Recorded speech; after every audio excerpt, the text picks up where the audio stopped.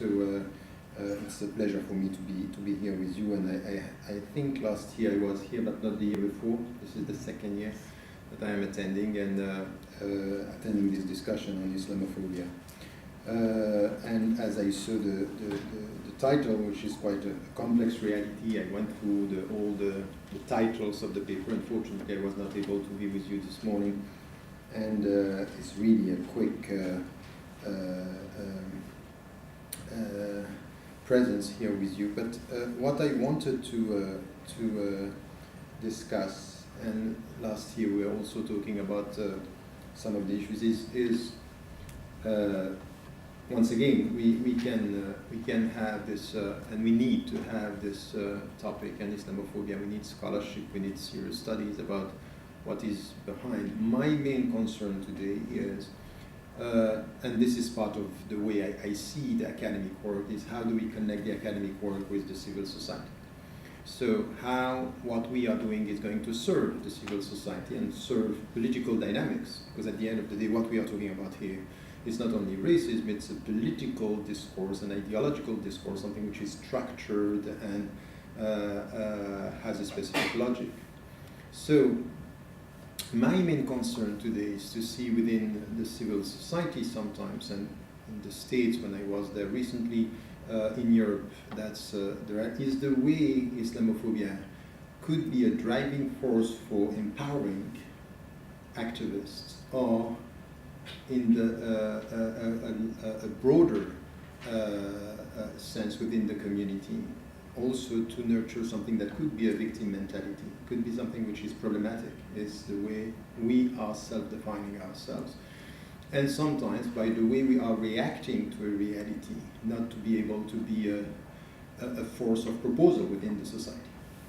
And this is my main concern. My main concern is not to talk about Islamophobia per se, it's how do we go beyond this. But going beyond this means we understand what is happening and how it works and how it is structured. So this is why the way I have been dealing with it and reading books and trying to get a sense of what is happening really, it's four things that are important for me. It's what are the facts, we are dealing with facts, and not only with facts, what is the logic behind the whole thing. The second is, what are the reasons? Why are we facing this? Why is it now that we are not talking about Pakistani people, we are not talking about Indian, Algerian, we are talking about Muslims? Why is it that we are talking about this and what is happening and how it is structured out of this? And the third thing that I think it's important for us, it's also to ask ourselves, who are the people behind the whole thing? And that's a big problem. I am dealing with some people who are very clear about the fact that they don't want Islamophobia, but when it comes to trying to talk about the people, it's quite difficult. Because there are some segments we better don't want to talk about them, and you know why. At least when I'm going to speak about them, you will know why. But that's the point.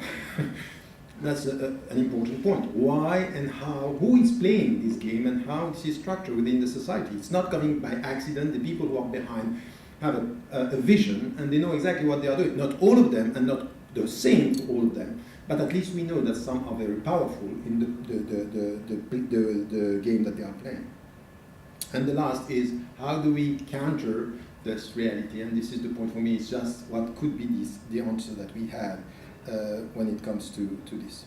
So, having said that, and I don't want to repeat, have been, once again, I don't want to take too much time with just going through the countries and we know what is happening.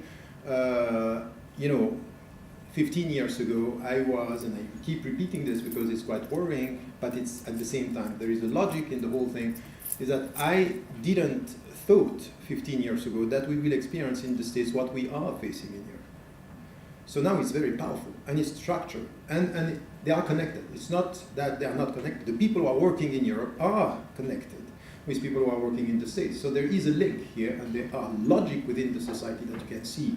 And then it's a Western reality, but not only. The problem is that you have Muslim discourse promoting what exactly is going to impact Islamophobia. They are doing exactly what, and they are even promoting it by not being clear about what are we talking about and in which way we are dealing with things. There is a state of confusion And sometimes it's a voluntary confusion, and sometimes it's the consequence of a political discourse that is not aware of the consequences. So I would say here that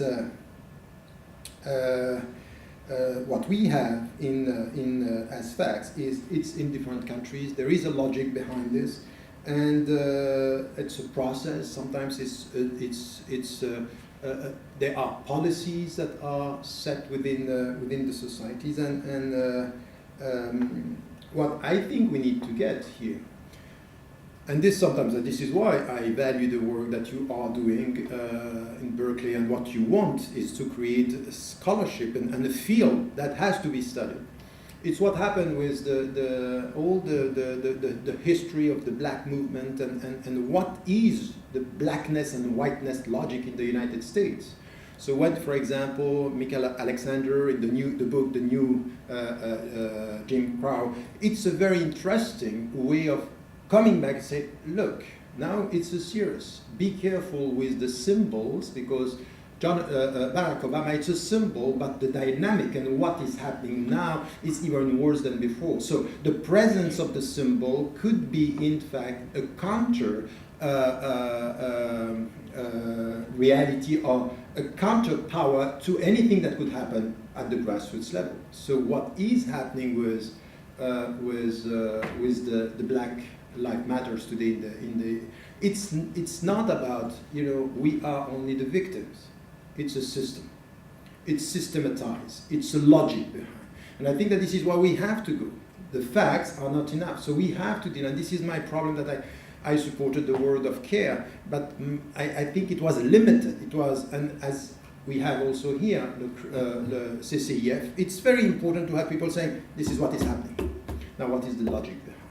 Who is playing, and how it's playing, and how, even before talking about who, is how within the state, the logic, and the structural races that we have, and the institutionalized races that we have, to the point that ask yourself, who are the symbols who are reaching the highest level within the state that you can say this is a symbol. In fact, the symbol is just proving that it's a symbol of something else happening at the grassroots level. So to be a symbol, you have to forget about it's very often it's Islam without Islam, it's a discourse about Islam which has nothing, no substance, nothing.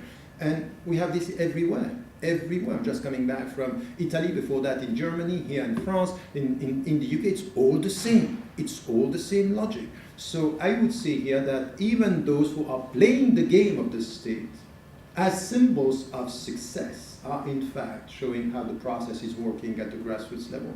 And I would say here that we need to, so this is why I think that the studies on Islamophobia should be deepen all what you are doing, and what I read, the titles of the thing is that we take situations and we try to understand the logic behind it, what is at play within the society, and this is something which is, these are facts, and now, yes, it's growing. No one is going to deny the reality that it's growing now in the West and even in Muslim majority countries. So the structural and institutional racism.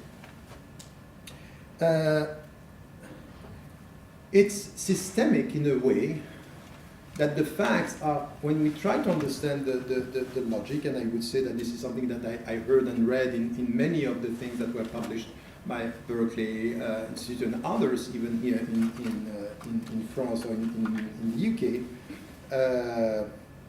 what we have is the logic and the structure, the ideology that we have behind this. It's also, when it comes to Islam, and this is why we need to study why we went from countries, or immigrants coming from countries, or immigrants as being Muslims. So there is here something which is transnational, and transnational in the West. It's also the definition of, or the identification of the other. And this has an impact. The other, in cultural term, in political term, and even in economic term, it has an impact. So how do you define the other? By saying and trying to say, how do I define the other? You are, in fact, as a direct consequence, defining yourself. The self-definition, or the definition of the self, is also part of, these are facts, and we see this every day. So when it comes to Islamophobia, and people are even denying sometimes, just recently, I don't know if you heard about the the former prime minister who is now running for presidency, Valls, he was talking about all the things, and he avoided Islamophobia and say racism against Muslims, because he thinks that it's coming from the Iranian, it's coming, he's following in the footsteps of Caroline Forest here in France. But the point is that the word itself is problematic, because you say Islamophobia, you can enter into a field where now there is something which is structured here. There is something which is more than simple racism based on facts. I'm saying, no, there is something bigger than what you are saying. And of course, they don't want to acknowledge that. So this is why I think that undoubtedly from the discussion that we have on Islamophobia, we need to get to this discussion about the systemic reality of it, how it works, or how it is at work in the discourse on the other, on the discourse of the self. How, for example, you had in this country a deep discussion about citizenship, to the point that if you have a dual citizenship, it means that your French citizenship is less than the other citizenship, or called and in fact, you had some discussions about this, and you still have some discussion about this in the United States, not about the citizens, but how, in fact, you can also lose your citizenship. This discussion about losing your citizenship, it's a big thing. So it's the definition of who we are as citizens, and how do you get, what is the right that you have? So if, in fact, you can go from the discourse and from the perception of the other, the definition of the self, to the point that you are putting a hierarchy between citizens, that's a big question for our democratic society and has important consequences. So the definition of the self, and something that we cannot deny within as facts, and that we have to study, is this power struggle. It has to do with power. Islamophobia, it's not just, it has to do with power, and it's more and more when the perception is that these people who are perceived as the other are with time empowered. They are becoming citizens, and now they know how it is. So we can think, all this discourse about you have to integrate, you can think it's very positive. In fact, behind it, the fact that you have to integrate is to put you outside. And to say, I'm integrated now, you have to deal with me. It's a power struggle. Is my citizenship as valuable as yours? And the way you talk about me being more Muslim than French or British or whatever. And once again, we had exactly the same discussion. Just coming back again, the day before yesterday, I was in Amsterdam, in Leiden. Exactly the same decision. You have a very powerful movement over there of people just questioning the citizenship, and you had exactly the same. If you are Turkish and Dutch, a problem. If you are Moroccan and Dutch, a problem. But if you are British and Dutch, no problem. What's the problem? So you can understand what is the logic. It's how do you define, as you said, we might have to have a discussion about who is European today, and me living in Britain, I can say we don't know. So, and then the last thing that you said, which is also part of all the discussion that you also always bring, and I think it's essential, is the colonial discourse. The colonial discourse, or the colonial logic that is bringing or brought within our discussion among citizens, and as Islam being the other. So when you describe Islam as being the religion of the other, and the other is among you, the same colonial discourse is now used to describe our relationship as not so equal citizens. So it's these are facts, but in fact, these are facts that we have to address as processes, as dynamics, as a systemic reality, and that we need to have to understand what is happening behind. So this is why I think that we need to go deeper and deeper in our studies on this, and to go. Now this is what you are now doing more and more, but beyond gathering or having a list of what happened in the country. I think that we need to have something which is deeper understanding of the transnational reality and process, how it is structured. I cannot imagine that it's just by accident, that it's happening exactly the same way in so many countries. It's not. So that's one point. Now, when it comes to the reasons, and this is why we need also to understand the reasons, in a very, I am going to be, because I don't have time, being simple to the point that I can appear simplistic in the way we are dealing with this. When it tries to come to address the reasons, there is something that we said and repeated, and I think it's not wrong.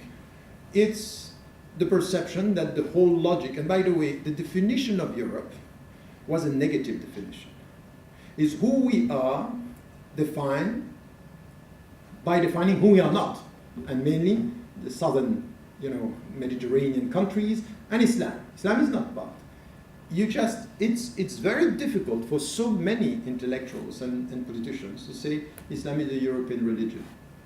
There is a problem with this. And you remember the president of Germany, when he said that, it was a controversy in Germany, because he said, Islam is a German religion. And he had a reaction from within the country. So it's very difficult and all the discussion that you have now, even in Britain or in France or in the Netherlands, it's exactly the same. And an implicit and very explicit logic coming out of the discourse of Trump is exactly the same. Is that if you close if you prevent them from entering, it means that the people who are inside are problems, and they are not exactly the same, or they are not citizens as much as we are citizens within the country. So I think that here it's the usefulness of defining the enemy within, and to build the whole political or ideological discourse on this. So we are saying it's a time when there is no ideology, but I think it's an ideology to build something which apparently no ideology, and you just create the enemy. The ideology of no ideology, but only the enemy. And the enemy are going to be religious. They are going to be the people who are saying, no, I'm against the free market. Now it's just like the Bible, you have to buy it. No, I'm against this. So you are not proposing a vision and ideology. We are constructing an ideology with only by determining the enemy. And it showed the emptiness of the proposal that what are the political, ideological, and economic proposals that we have in our countries today, coming from the West. So the only thing that we have is defining who are the enemies, who are putting us in danger, and even when it comes to something which is very worrying, when it comes to migrations and refugees.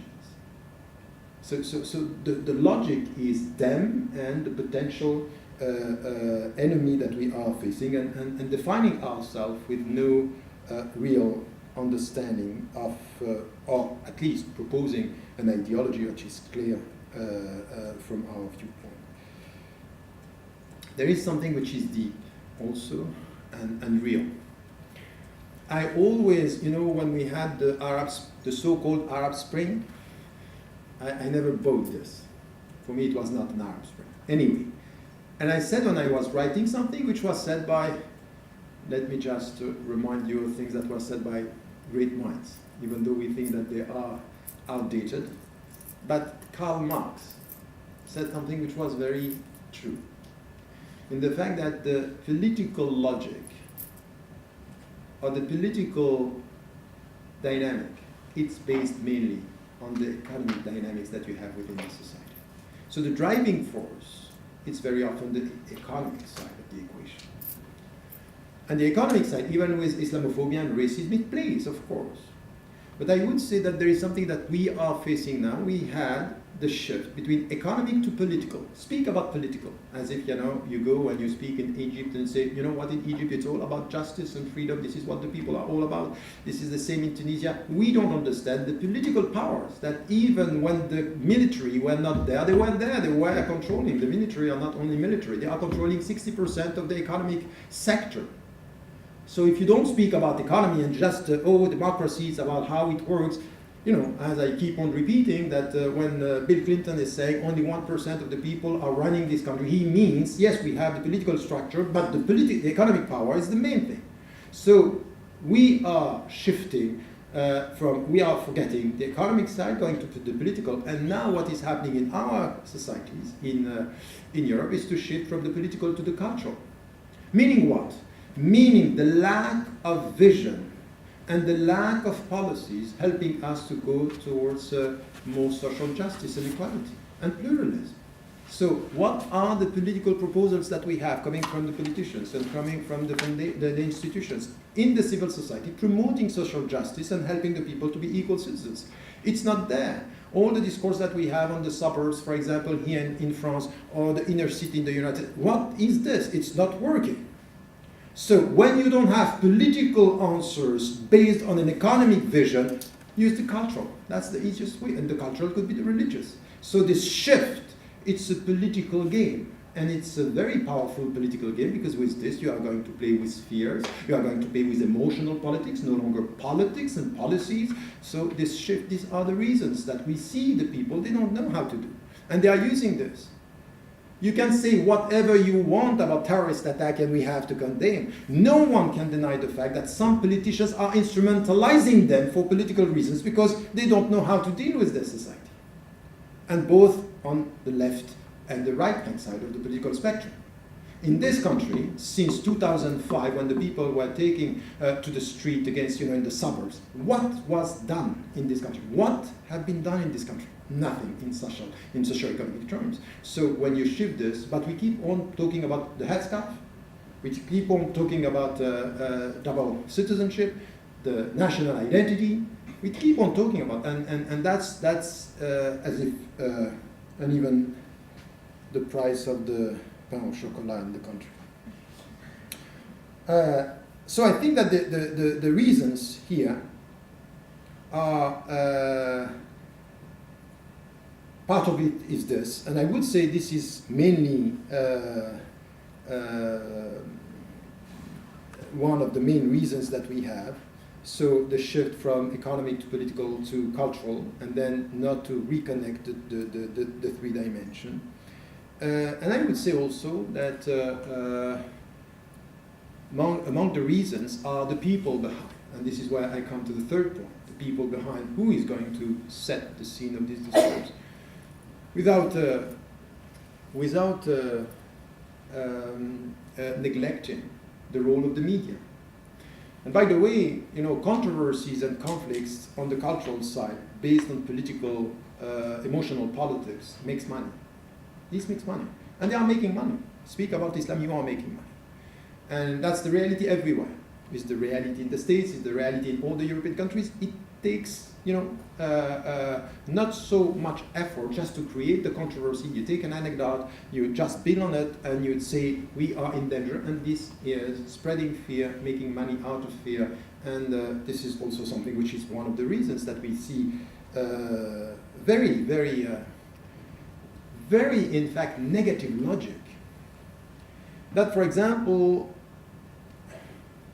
I don't know how many are living in France here, but if you know, but it's exactly the same, by the way, with some of the figures that we have in the States and some of the figures that we have in the UK.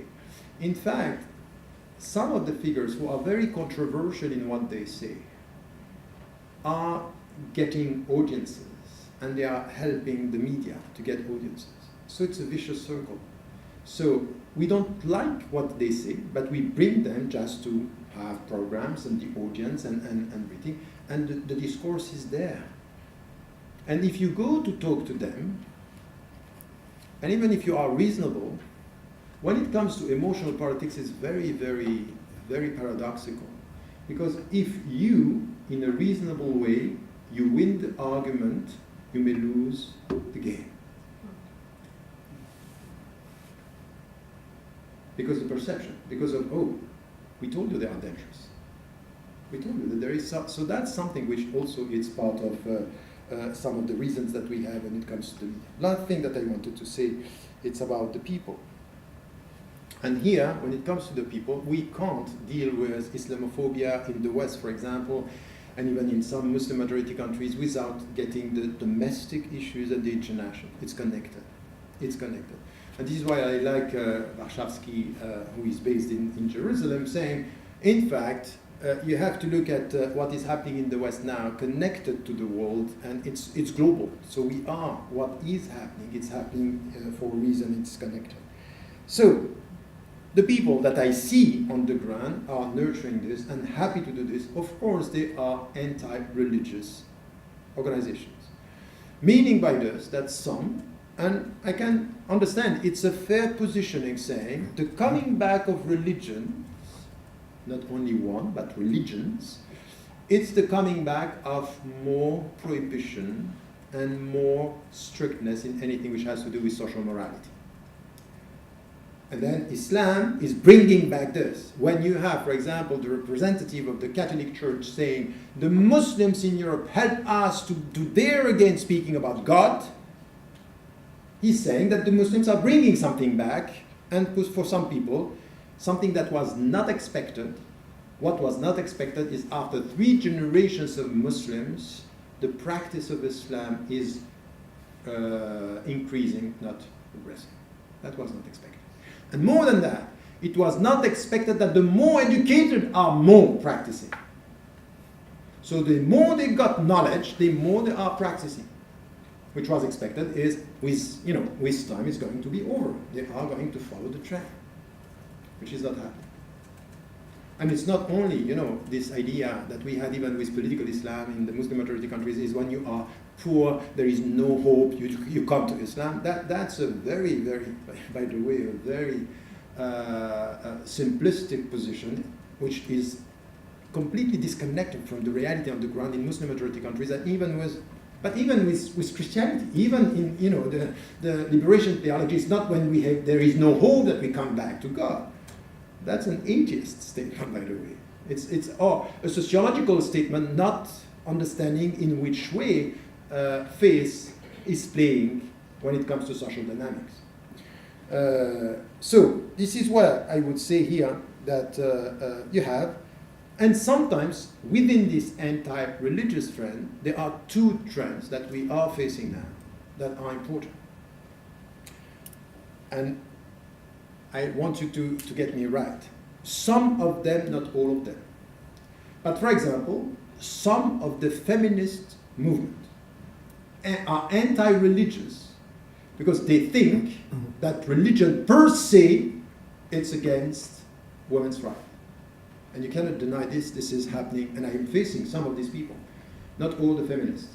Some of the feminists are not at all supporting Islam. They would be against, and we have them even here in France or around the world, understanding that they are feminists, but there are something that they are not going to do is to essentialize religion. I say, yes, we have backward religious people, and you have progressive. You have people who are understanding. Not all the people are supporting Saudi Arabia as Muslims. So they get that, but others no. There is a sense, and especially with the very old historical background about Islam, that in Islam, but in all the religions, there is something against women. And by the way, I'm always listening to these voices, not because I agree, but I think they ask good questions about the logic of the way we are reading our scriptural sources. So there can be a bad logic, but with good questions, or a bad conclusion. This is one.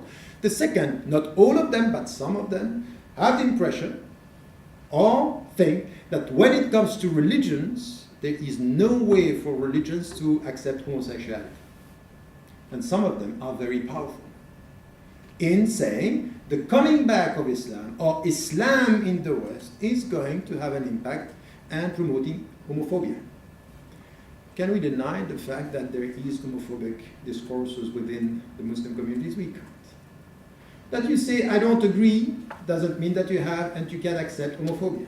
But the point is that you have people reducing Islam to its, by definition, an homophobic religion. So more Islam means less right for us. And some Muslims that are so quick to show that it's exactly the opposite that sometimes they are forgetting even their own principles and they go very far in accepting everything. And I think there is a way between. That I have my principles, but we can live together. And this discourse is important, not very much heard in the West today. Because it's black and white very often, on both sides, by the way, on both sides. So when I'm saying, I don't like what you are doing, but I respect who you are, many Muslims are saying, no way, no way. If you respect who he or she is as a homosexual, even some, I said in so many programs here, and lectures that, yes, you can be a Muslim and a homosexual. No one has the right to put you outside. You don't know how many reactions I got from Muslims saying, you are just selling everything to be accepted in the West. But that's a problem. But what I wanted to say is that some of the people are coming from this, and we have, at the European level, for example, we need to get that there are, people don't like this. In the States, you don't have the problem. You accept the word of lobbies. You know that in this country, there is one who was running for the premier of the French who said Hillary Clinton is supported by the Zionist lobby. He has to apologize. She's not. She's not supported by the... What's that? It's a joke. And he apologized just to be able to run. It's crazy. I say, what's that? And in fact, what they did to him was exactly the embodiment and the reality of what is working here is what is working there. It's exactly, you are the same people. Le Crif was saying, you apologize, or you're not going to run. Are doing exactly with him, pressure, a lobby working. As if there is no Zionist lobby in the States. But we know that. In the States, it's not a problem speaking right. In Europe, it is. In France, it is more even than in the UK. In the UK, you can't say things like that. Because they are here.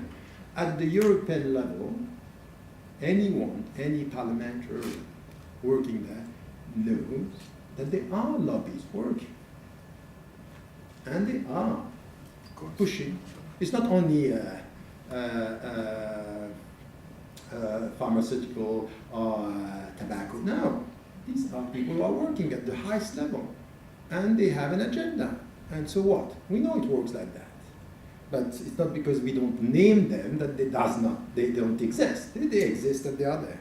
And we have them working at the European level in a very powerful way. So quickly now, I would say that,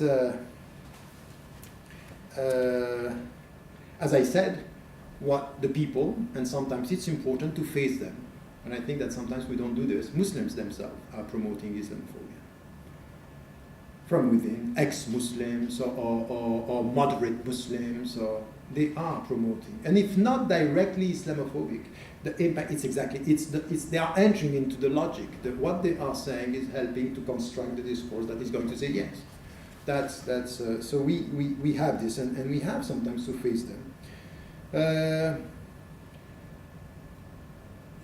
What we also have when it comes to the discussion about, and we need crossing the board, they could be atheists or religious people, is what I call the dogmatic minds. We need to deal also with this. They are not ideological. They are not following a political party, but you have minds in the way they are understanding I saw people very open in so many things, but on this, they are very dogmatic. The way they define their own history, as if the coming back of the Renan ways of looking at Muslims is that we had it all. It's civilization, So you have people who are dogmatic, and in political terms, it could be neoconservative, it could be atheists, it could be religious people. What is common is not their affiliation, it's the mind. It's the way the mind works. And sometimes you see people, they have nothing to do with a specific, ideology, but they have a mind that is working the same. And sometimes it's also, these are pushing in a way. And I think that we should not neglect them, because they can be very powerful. If what we call the new atheist trend. I had a discussion once with Dawkins. It's very worrying. And my problem with him is not his ideology, that he's the dogmatic mind. Very dogmatic. I told him, you make me think of very dogmatic religious minds in the way you are as a scientist. So I think that, yes, but that's true. I think that we also need to sometimes disconnect this from, and then coming with this, I would say, I don't have time, I just want to go to my conclusion. The colonial mindset that you are studying everywhere, it's there, and it's at work everywhere. And the colonial mindset has to do with power and domination. domination. So who is I think that you should never forget that. I think that very often people who are coming from a religious background, they don't like to talk about power. They're saying the power is only with God. That's true. But there are powers at play at another level, so we have to deal with this. And the last thing that I keep on repeating, and I know, even here I was invited in one of our discussions here in France, and it's very difficult, but to say, for example, that the Zionist institutions throughout the West are playing a very important role in promoting anything which has to do with Islamophobia. And that's the reality. And you see them. So we see who they are supporting and how they are supporting.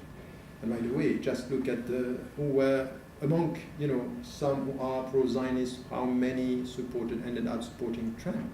So they were supporting both, by the way, and some different trends, but Trump. But my main point here is just when you see what is happening in the UK, or what is happening in France, or what is even happening in the Netherlands, the connection with this very simple fact: if Muslim citizens are going to be average, normal citizens, by the way they are thinking about the Middle East, they are going to change the foreign policies of our country. This is the way they think. So even in the UK, I heard this from the Conservative. We have a meeting with Oxford professors, and someone was telling me, say, we know that this is a very big issue for us in the coming future, that we know that is going to have an impact, that citizens are much more involved in politics, they are voting, they have a mind, but they have a political position on what is happening in the Middle East, and this has an impact. Just look, for example, at the average support now for the Palestinians in Europe. It's changing, it's moving completely. Why? Because of what is happening within the society. It's not because the Israeli policies is worse, it will always be. But I think that there is something happening here. And Lelouch, who was the parliamentarian here in France, said once we were in Stockholm with Yanesh Ali. And he said, there is a very big issue here, a very big question that we need to address, is that with time, the foreign policies of our countries is going to change if we are not aware of who are the citizens that we are having. So connecting citizenship with international policy. And you know what? They are right. They are right. I don't have a problem saying this. Yes. If I want, as a citizen, to do something, you want me to answer the question of radicalization? I would say to anyone, don't go there, fight. Stay here and vote. Be part of the system. Which means you have to change the policy here. So do you want to change yes. I want the European countries to be much more aware of the Palestinian reality, the African realities, and then to have another, see, if we, coming from the South, we are not able to bring to the discussion not only that I am a nice, kind citizen, but I have a background, I have a civilization, and I have history, and we have countries that we are promoting here for the name of the principles that we are sharing. If we are sharing the principles of justice and equality and dignity and humanity and no colonialism, so let us go for that. We are here for that. So this discourse, and this is why, even being a scholar and working at Oxford, my point is always, I'm not going to be a scholar. I'm going to be an activist scholar, because for me, a scholar by definition is an activist. If you want me just to come with an objective discourse on the objectivity of the objective reality, which does not exist, forget about it. Forget about it. That's very important. It's very important how we situate ourselves at every level. As students, as teachers, as professors, this is where it's important to understand facts, reasons, and people. And my last point, so I took many more time than I wanted, but let me just finish by this. So what I wanted to say is, and this is why I always supported, and I think that we have to add more and more scholarship and studies and papers and books on this, going to what I said as the first one, beyond the facts. And I think that sometimes we also have to connect this with other realities. So I would say it's not Islamophobia segregated or isolated from blackness and racism against black people, Latinos now in the States, and also to get a sense of history. If you look at the way the Chinese and the Japanese were treated in the States 1 century ago, and now they are the model. Why? What happened? That yesterday they were demonized, and then things are changing. So we also have to get this, a sense of history is moving, is shifting things, and we need to get it, how it works and why it works, and why is it that, for example, with the black people, it's different, and the Latinos. And when you have people who have working 20, 30 years on the ground, say, you know what, the key could also be the skin. Say, wow. So, and I think that there are here things that we have to consider in our discussion. So the scholarship, I think that it's important to be very, very equipped on the legal field. It's a struggle. And yes, some are going to use the legal, we have to use the legal. We have to be very clear here that the legal system, what is written in our constitutions and our legal, it's very powerful. It's distorted, it's betrayed day in, day out. We have to come back to it. We have to try to be, and we need to have equipped minds and professionals on this. So the legal, it's important. It's not enough, but it's important. So the knowledge, producing knowledge more and more, getting a very deep sense of how our legal systems are working and how some are playing with this or abusing them. So I would say this. And the third level, it's something that I think, without always talking about it, what we are trying to do, this is a counter-narrative. It's a counter-narrative about our society. Now we have to come as a force of proposal. Is what do we propose as a counter-narrative of what is this, how do we define ourselves? So I started working on our West towards a new narrative. This was 3 years ago, it's a book to come. But I think that Islamophobia could help us, if we go beyond, to help us to propose a counter-narrative about how do we define ourselves as Western or as Western or as American. With one condition, which I think it's important. At every level and in any situation, we should not dismiss our Islamic heritage. The counter-narrative is not we without Islam. It's we with our tradition, with our ethics, with our culture, with our memories, with our religion. It's important. Not to be, what we have in this country is that people are saying we should be invisible. No, it should not. Even in the discourse, the counter-narrative should say it's part of the narrative. It's something that we are sharing. So not to be scared or shy about it. I see so many Muslims being shy about it. So this is the counter-narrative. It's important for me, and I would say to position ourselves from within. From within. So as Americans or as Europeans, the counter-narrative is powerful. Is from within. We add. It's an added value and an added elements that we are bringing into the narrative. I'm saying this because, and this is my last point, as I said, when I go to the civil society, I see this discourse about us being victims, and it could end there. And I would say, yes, us about victims, what about us as citizens in a counter-narrative, something which is a proposal for the future, to be part of the answer. The answer it cannot be only legal, it cannot be only scholarship about what is happening. Okay, what is happening, and then what do we propose? What are we proposing? And the counter-narrative, it should get the three: the economic side, the political side, and the cultural side.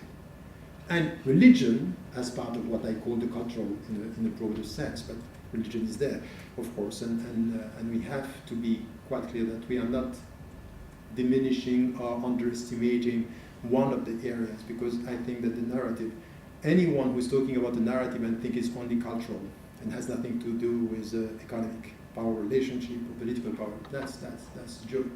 It's not going to happen like that. Thank you.